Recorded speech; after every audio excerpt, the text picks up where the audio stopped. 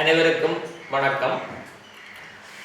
நிலையான அரசியல் தீர்வும் 100 நாட்கள் செயல்முறை முனைவின் 4வது வருட அணிதிரளும் இணைந்து நடாத்தப்படுகின்ற இந்த சமஷ்டி சம்பந்தமான தமிழ் மக்களுக்குரிய வடக்கு கிழக்கில் வாழ்கின்ற தமிழ் மக்களுடைய சமஷ்டி தீர்வு சம்பந்தமான இந்த நிகழ்ச்சிகளானது மிகவும் சிறப்பான முறையில் 8 மாவட்டங்களிலும் இடம்பெற்றுக் கொண்டிருக்கின்றது. அந்த வகையில் சமஷ்டி என்று சொல்லப்படுவது தமிழ் மக்களுடைய அடிப்படை உரிமைகளில் ஒன்றான சமஷ்டி கொள்கையானது தமிழ் மக்களுடைய அரசியல் தீர்விலும் முக்கியமான ஒரு அம்சமாக அடங்கியிருக்கின்றது. வடக்கு கிழக்கில் வாழ்கின்ற தமிழ் மக்கள் பூர்வீகமாக தங்களுடைய தாயகத்தில் தன்னிகரான ஒரு சுய நிர்ணய உரிமையுடன் வாழ்வதற்கான ஒரு கோட்பாடு அடிப்படையிலான தீர்வே சமஷ்டியானது.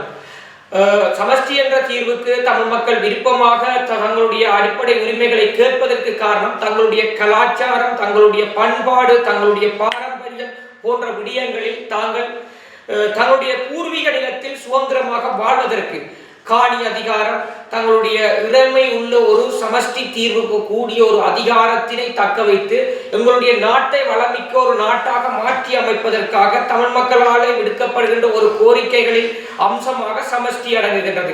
இன்று வடக்கு கிழக்கு மட்டுமல்ல, சமஷ்டி என்ற ஒரு தீர்வு கொண்டு வரப்படுகின்றது. இலங்கையில் இனமுறுகளுக்கான முற்றுமுழுதான இனப்பிரச்சனைக்கான தீர்வினை அது எட்டும். மற்றது இனங்களுக்கு இடையிலான ஒரு தர்க்க ரீதியான பிரச்சனைகளை அது தீர்க்கும், கலாச்சார ரீதியான ஒரு பிரச்சனையை தீர்க்கும். இவ்வாறு சமஷ்டியின் ஊடாக உமது நாட்டிலே ஒரு நல்லிணக்க உறவினை மேற்கொள்ள முடியும் என்பதே தமிழ் மக்களுடைய நீண்ட கால அபிலாசையாக சமஷ்டி அடங்கி இருக்கின்றது.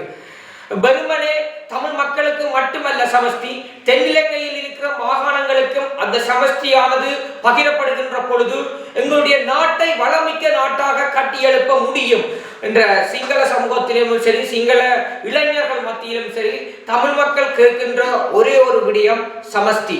அந்த சமஷ்டி அடிப்படையான தீர்வை ஏன் அவர்கள் வலியுறுத்துகின்றார்கள் என்று சொன்னால், நாங்கள் இந்த 30 வருட யுத்தத்திற்கு பின்பு அவர்கள் தங்களுடைய பூர்வீக நிலத்திலே சுதந்திரமாக தங்களுடைய வாழ்வாதாரங்களை, தங்களுடைய கலை கலாச்சார பண்பாட்டு விழுமியங்களை பேணி பாதுகாப்பதற்காகவே இந்த சமஷ்டியான ஒரு தீர்வினை வேண்டுகின்றார்கள்.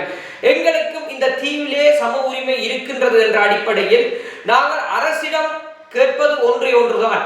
தமிழ் மக்களுக்கு இழைக்கப்பட்ட அநீதியில் இருந்து தமிழ் மக்களை விடுவித்து அவர்களுக்கு ஒரு சமஷ்டி தீர்வான ஒரு தீர்வை நீங்கள் கொண்டு வருகின்ற பொழுது இலங்கை தீவானது ஒரு மாறியொரு சிங்கப்பூருக்கு நிகராக மீண்டும் கட்டியெழுப்பப்படும். அந்த மாகாணங்களுக்கு அதிகாரங்களை பகிரப்படுகின்ற பொழுது எங்களுடைய வளமிக்க மாகாணத்தினை அந்த மாகாணங்களுக்கு வழங்கப்படுகின்ற அதிகாரத்தை கொண்டு கட்டியெழுப்புவதன் ஊடாக ஒரு வளமான எதிர்காலம் கொண்டு ஒரு நாட்டை உருவாக்க முடியும்.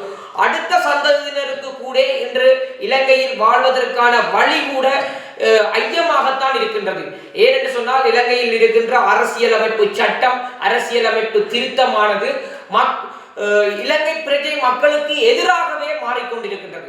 அந்த வகையிலே அந்த சட்டத்தினை சரியாக அமல்படுத்தி நாங்கள் அந்த தமிழ் மக்களுக்குரிய தீர்வு திட்டம் என்று மட்டுமல்லாது ஒட்டுமொத்த இலங்கையர்களுக்குமான தீர்வு திட்டமாக அந்த சமஷ்டியை கொண்டு வரும். பல் கலாச்சாரம் கொண்ட மக்கள் இங்கே வாழ்கின்றார்கள், பல் கலாச்சார முறைமைகள் இங்கே காணப்படுகின்றது. சமஷ்டி அடிப்படையிலாக அந்த பிரச்சனைகளுக்கு தீர்வினை காண முடியும்.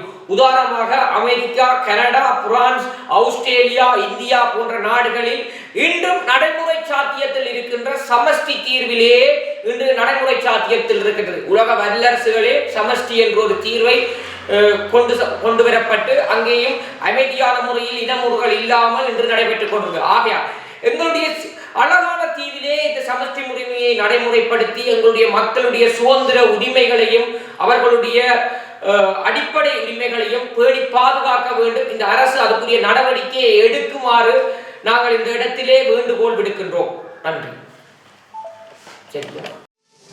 மேலதிக செய்திகளுக்காக எமது யூடியூப் தளத்தை சப்ஸ்கிரைப் செய்யுங்கள்.